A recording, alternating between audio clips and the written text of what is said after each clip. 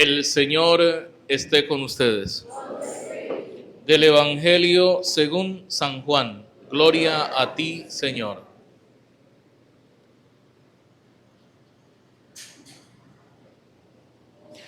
Al anochecer del día de la resurrección, estando cerradas las puertas de la casa donde se hallaban los discípulos por miedo a los judíos, se presentó Jesús en medio de ellos y les dijo: la paz esté con ustedes.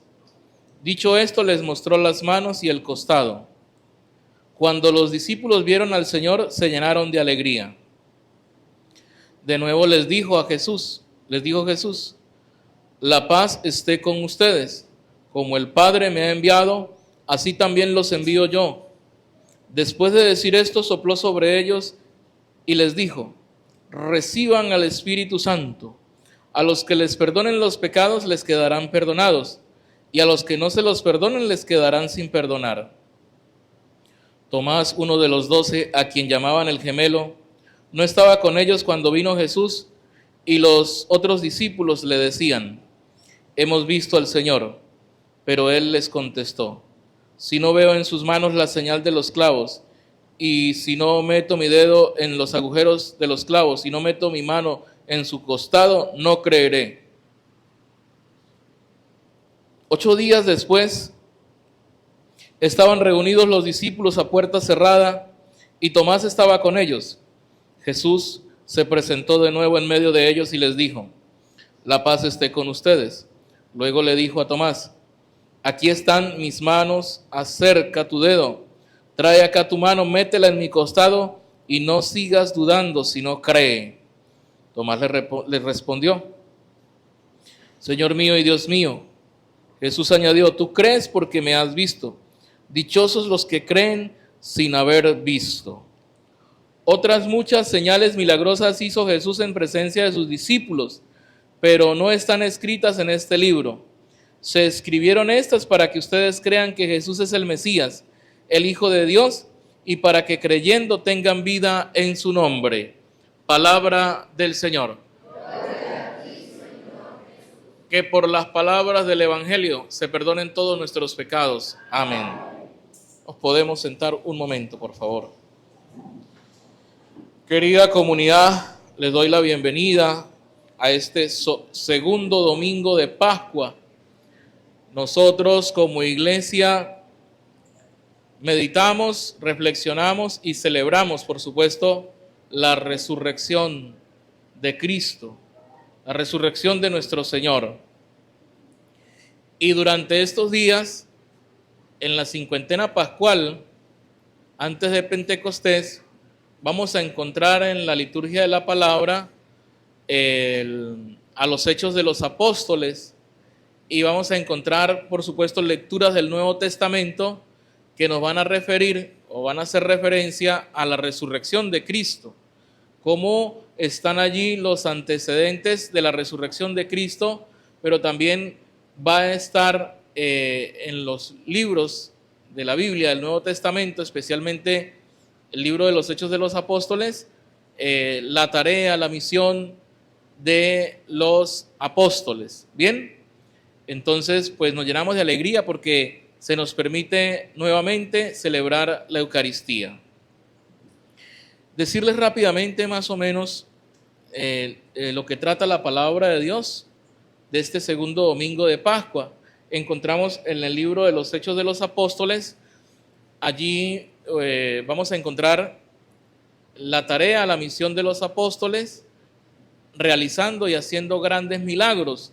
Especialmente vamos a encontrar a Pedro, dice la Escritura, donde le llevaban a muchos enfermos en camillas, y ellos con la autoridad y el poder que Cristo les había conferido, les había dado, pues ellos hacían esos grandes prodigios, esos grandes milagros. Pero hay un elemento importante también en todo este relato de la Escritura, y es revisar y ver nosotros la fe de esas personas. ¿Por qué acudían a los apóstoles? Para que les curaran. Incluso la fe era tan grande que muchos de ellos querían que solamente la sombra de Pedro les pasase por encima para que ellos pudieran quedar curados, ¿no? Entonces una revisión de fe de la misión y de la tarea que les correspondía realizar a los discípulos, que está también de una manera u otra en el Evangelio de hoy. Yo los envío a ustedes, ¿verdad? Los envío para realizar tales prodigios. El salmista nos habla de lo que hoy la iglesia también recuerda, conmemora y nosotros veneramos, la divina misericordia, ¿verdad? La divina misericordia, que no es otra cosa que la compasión, que es el perdón y que es el amor de Dios, que es dado a nosotros, que es transferido a nosotros, que lo necesitamos porque somos pecadores. ¿Quiénes necesitan la compasión, el perdón y el amor de Dios? Los que somos pecadores. Y por eso hoy nosotros también meditamos en esta Eucaristía, en este segundo domingo de Pascua, la misericordia del Señor, ¿sí? La divina misericordia, como le decimos. Y el salmista nos dice eso: la misericordia del Señor es eterna.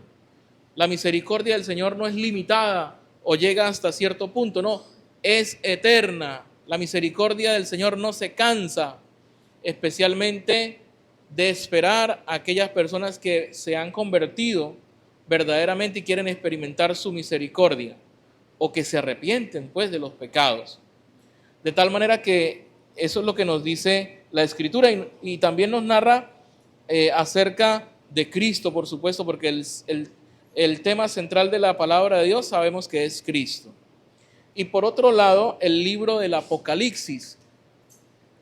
El libro del Apocalipsis, los que han estudiado las Sagradas Escrituras, pues sabemos que es el último libro de la Biblia, ¿verdad? Apocalipsis. En algunos momentos y en algunas oportunidades, algunas personas nos han querido hacer creer que el libro del Apocalipsis es el que tiene que ver con el fin del mundo, con la destrucción del mundo, o que se va a acabar el mundo. Incluso las películas, ¿verdad?, de Hollywood, o esas películas que presentan por allí acerca del fin del mundo. Pero no es así. Hay películas que se llaman así, Apocalipsis, pero no tiene nada que ver el libro de la Biblia con eso, ¿verdad? ¿Por qué? Porque resulta ser de que el Apocalipsis es un libro de esperanza, más bien, de los que esperan en el Señor, de los que esperamos la resurrección. Incluso también nos hablan que es un libro que nos habla de la Eucaristía, ¿verdad? De tal manera que el Apocalipsis tiene otra visión. Pero ¿de qué nos habla en este caso? Del último de los apóstoles, que es Juan, del que también hemos escuchado hablar, del que no murió de una forma de martirio, martirial, por decirlo de alguna forma, sino que fue desterrado a una isla, solo, la isla de Patmos se llama así, y fue desterrado para allá por predicar a Cristo, por predicar al Evangelio, ¿verdad?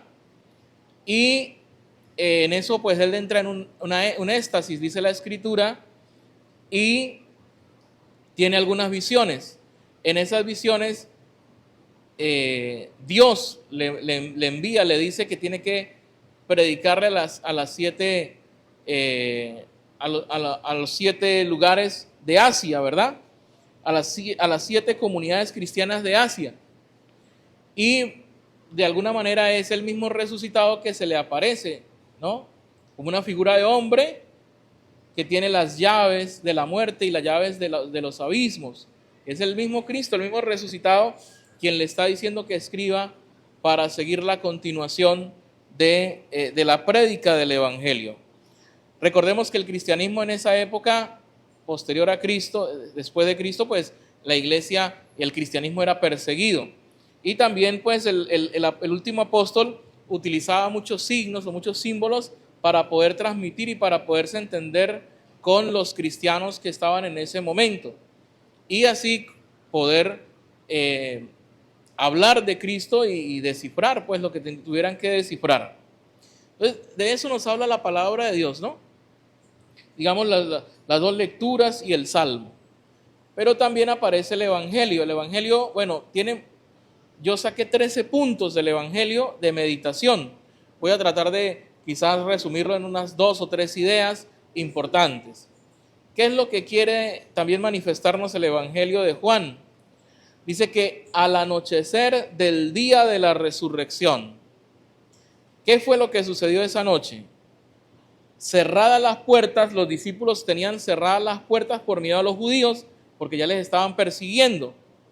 También los querían acabar de una vez con la doctrina, con la enseñanza del Evangelio, con lo que Cristo, el Mesías, había anunciado y había denunciado. Y entonces ellos tenían miedo, humanamente hablado, estaban con las puertas cerradas. ¿Y qué es lo que sucedió esa noche? Se les aparece Cristo. Entonces lo primero que podemos ver es la aparición de Cristo. Se le apareció a los 10 discípulos. Recuerden que el traidor, Judas, el traidor, ya no estaba porque se había ¿qué? Ahorcado, ¿no?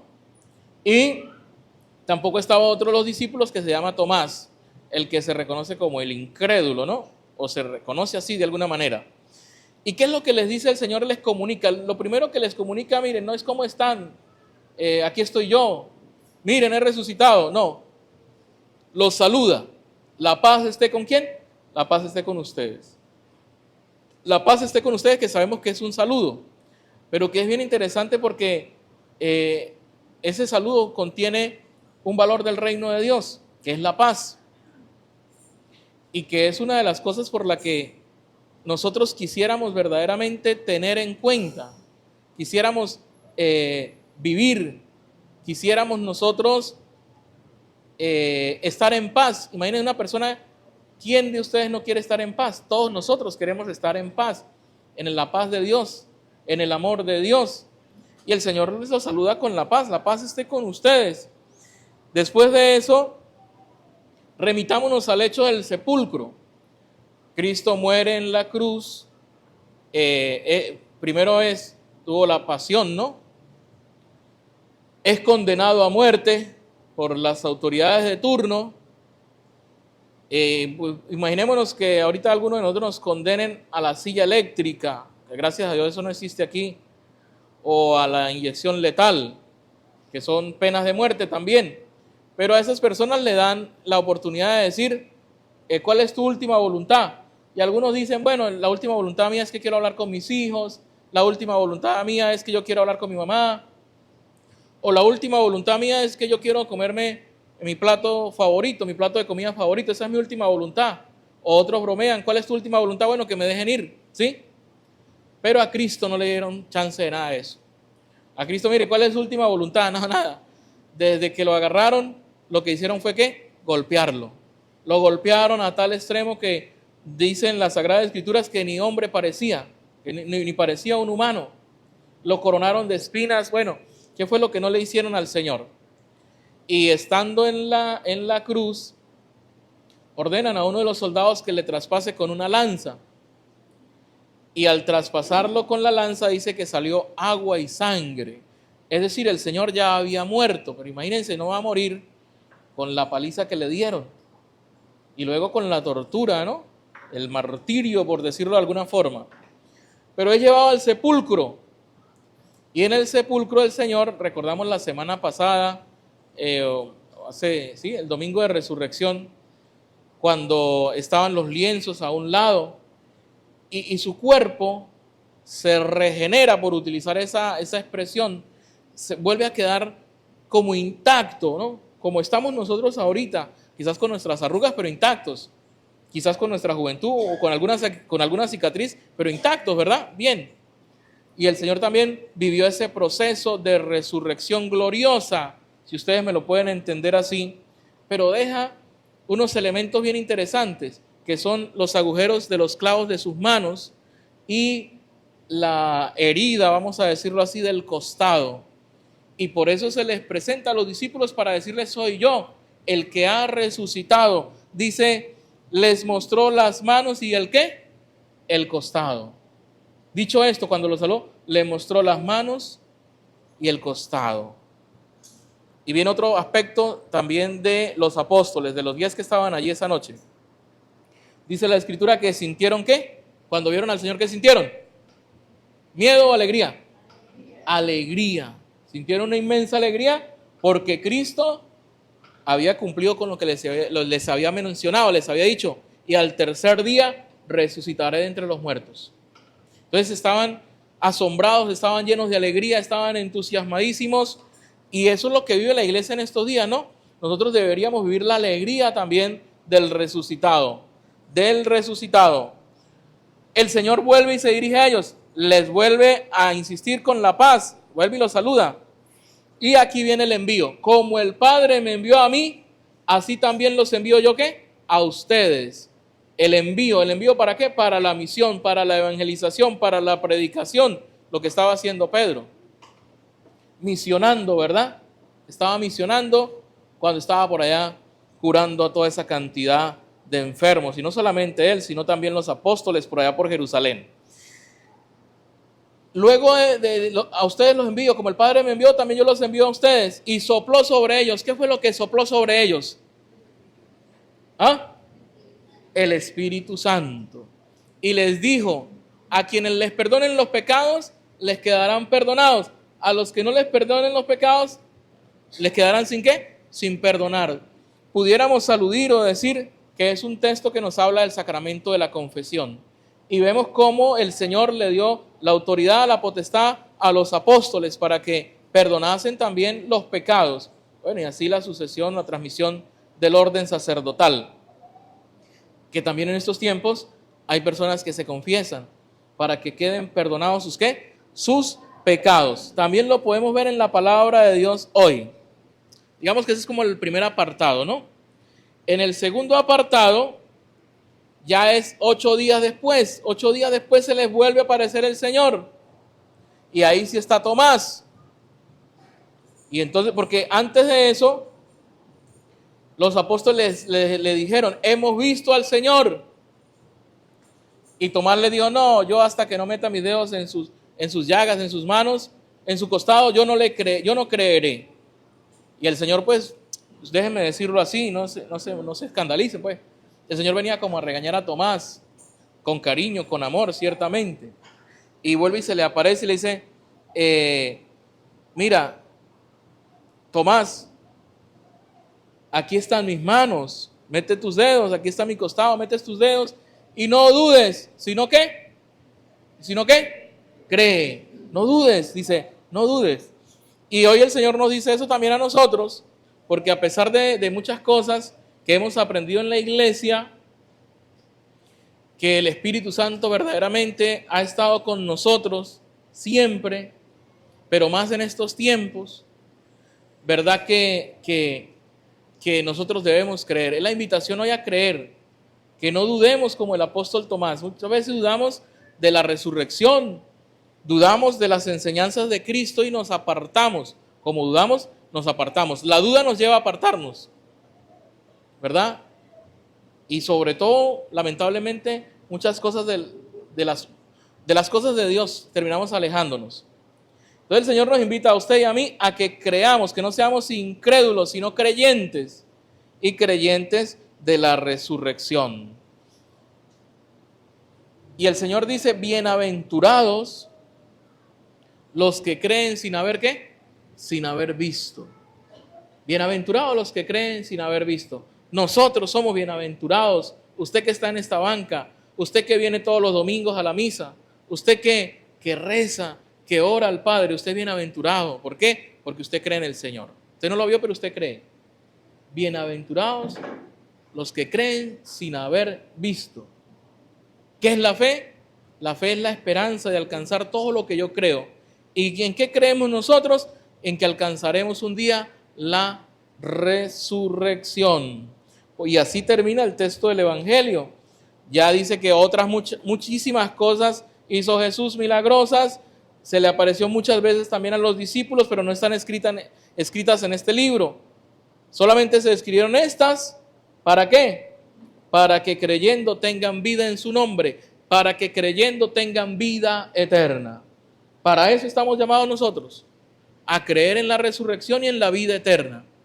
Entonces, mis queridos hermanos, me quedo con las palabras o termino con las palabras del apóstol Tomás, que a veces las mencionamos también cuando estamos en la consagración, elevando el cáliz y la patena, y decimos, Señor mío y Dios mío. ¿Cómo lo complementamos nosotros? Señor mío y Dios mío, yo te adoro, aumenta mi poca ¿qué? Mi poca fe. O en todo caso decimos, Señor, aumenta mi fe. Que el Señor aumente la fe en cada uno de ustedes y que seamos verdaderamente, ustedes y yo, testigos de la resurrección de Cristo. Amén.